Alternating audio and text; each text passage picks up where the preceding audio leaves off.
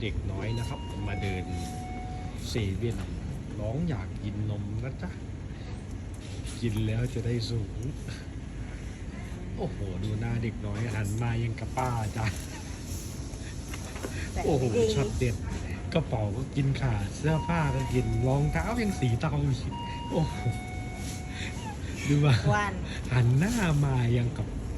ป้าหันหลังนี่ยังกับ14 15อาจารย์ดูเขาใส่ชุดหมีภูเดินต๊อกแต๊กต๊อกแต๊กนะจ๊ะฝากไว้คิดไว้ดู